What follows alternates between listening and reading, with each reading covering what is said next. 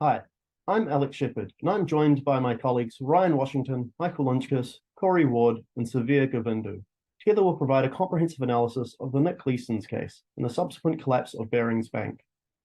Barings Bank, founded in 1762, stood as one of England's oldest and most prestigious merchant banks. Its long and storied history was marked by significant contributions to the world of finance, including its role in financing the Louisiana Purchase and its supporting of the United States during the War of 1812. Prior to its collapse, Barings Bank had developed a reputation for stability and success, engaged in various financial operations, including arbitrage and investment in foreign economies. Barings Bank also played a role in significant geopolitical events, such as war funding, underscoring its global influence. These operations and strategic decisions were emblematic of the bank's extensive and diversified activities, contributing to its prominence in the financial world. However, despite its rich history and reputation, the bank's operations were ultimately marred by a series of unauthorized and high-risk trades made by Nick Leeson's in its Singapore office, leading to the bank's downfall in 1995.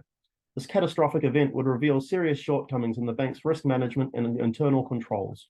In our analysis, we'll dig into the specific operations of Barings Bank that ultimately led to its collapse. We'll highlight the key factors that turned it into a compelling case study, showing how a lack of oversight in the financial industry can lead to such failures.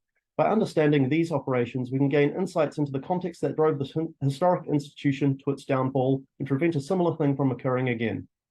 Thank you. And now moving on to Ryan Washington. Thanks, Alex.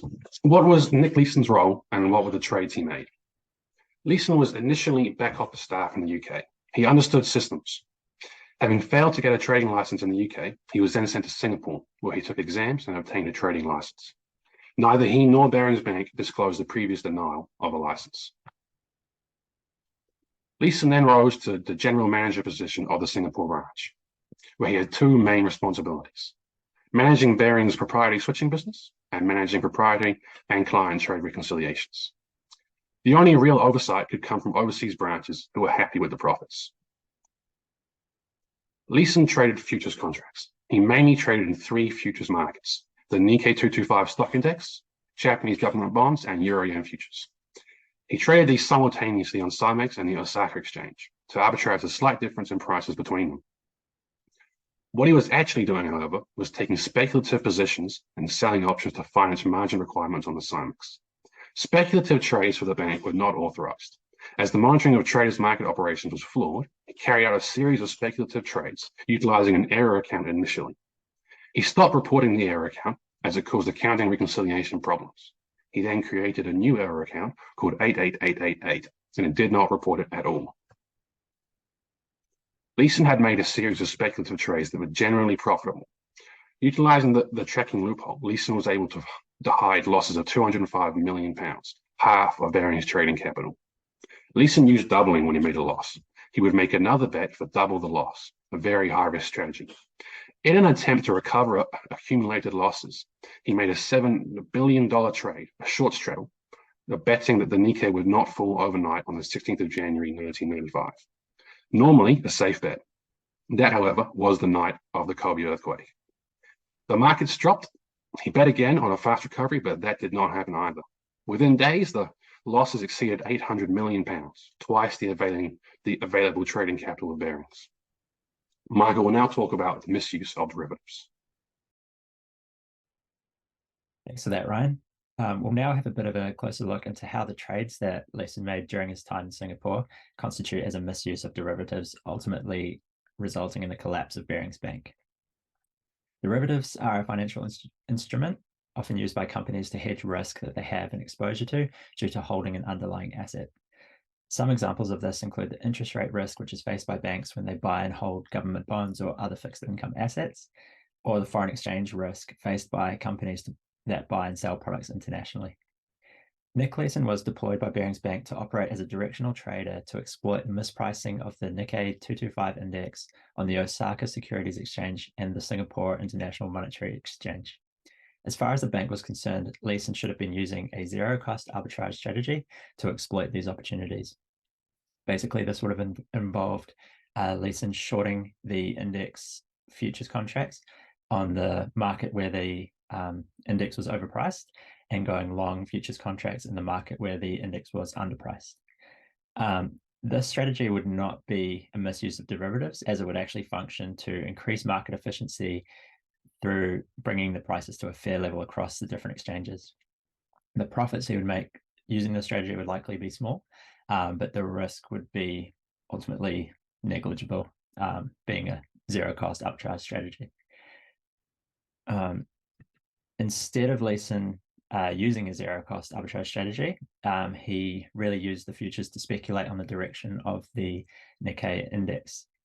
As you can see by this graph, the index was highly volatile, especially around that early 90s period where Leeson was trading. And this resulted in his speculative positions often being out of the money. And he would then use an error account to hide the massive losses from the bank and the internal audit department. He would also falsify profits in order to receive further funding from the parent operation in London. Another way that he would fund the losses in his unhedged positions is that he would sell options, which would allow him to receive premiums from the option buyers, and then he would use these premiums to fund the margin calls on the outstanding out-of-the-money positions he was holding, being long the Nikkei in the futures market. The losses from these rogue trades ended up totaling around 1.3 billion US and eventuated in the demise of Barings Bank. I'll now pass you over to Corey for a look at the internal controls and the risk management of Barings Bank around this time. Thank you, Michael. In 1992, Leeson was tasked with opening and leading the Singaporean branch of Barings Bank. This is where Leeson began trading the Japanese index. Leeson was in charge of both trading and risk management at the Singaporean branch, and at this point, traders managed their own books, allowing Leeson to cover up his unethical trades. Leeson stated in a post-crash interview that the bank's internal control systems needed to be updated relative to their competitors. This long distance from Singapore to the UK meant that the only way that the Baring executives could know what trades were occurring is via an online portal, as well as taking Leeson's word for what trades were occurring. More oversight was needed, but as long as on paper Baring banks were making money, they were never the wiser. Leeson constantly asked the executives for extra funding to secretly cover margin payments for his losing positions were bringing. Under the impression that they were providing more capital for new clients, as well as building on sound strategies, the executive team happily obliged and didn't think twice. Leeson figured that if they didn't find out within the next 2 days, they would never find out at all. Leeson had notably complex strategies, and his loss covering strategy broke the internal boundaries set by the bank. The complexity of Leeson's strategies contributed to the executive simply taking his word for the extra capital requests, thinking that they were required for the strategy. He was able to cover these losses by using what was called the 5/8 account. This was usually an account commonly used to report losses from inexperienced traders, yet Leeson used it to manipulate accounting reports. Ron Baker, the new head of debt financial products, noticed discrepancies in Leeson's books, and an audit was ordered. Yet Leeson could finesse his way past the Singaporean auditors. After the Baring Bank's collapse, legislation was passed so that traders were no longer allowed to manage their accounts regarding their trades. Thank you, Corey. We will now look at the essential takeaways and explore how to prevent these kinds of disasters from reoccurring. Our first key takeaway highlights the consequences of the lack of separation of duties. In the Singaporean branch of Baring Bank, Nick Leeson had multiple roles. He was the general manager of the branch while also being the head of settlements. He was purchasing financial assets and also ensuring accounting for the branch. This allowed him unchecked access and control over the bank's operations, which led to disaster. The first step a financial institution must take is to implement a clear set of duties which can prevent excessive control taken by a single individual. The second takeaway shows the lack of oversight from senior management. Barings Bank failed to exercise due diligence and heavily relied on Leeson's explanations without any verification. The bank allowed Leeson to operate with no supervision and provided him with more capital to cover losses without the proper verification. If the bank had implemented more robust oversight, they would have been able to avoid this disaster and cut their losses at the beginning. This means that management must have their own verification methods, which can be cross-checked with the reports from other employees. Our third lesson from this reveals a lack of independent verification. Barings Bank lacked effective methods to independently check trading positions and exposure, which is how Leeson was able to make those risky trades and get away with it. They should have ordered regular audits of all their branches to make sure all the information they were provided is accurate and reliable.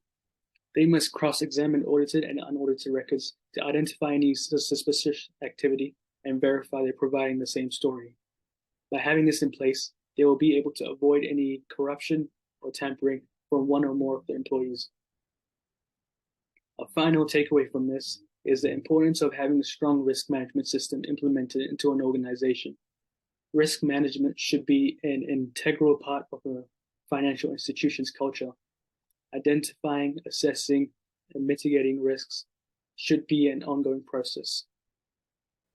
In conclusion, it was one of England's oldest and most prestigious merchant banks. Leeson's was making unauthorized proprietary trades and doubling to try and recover his losses.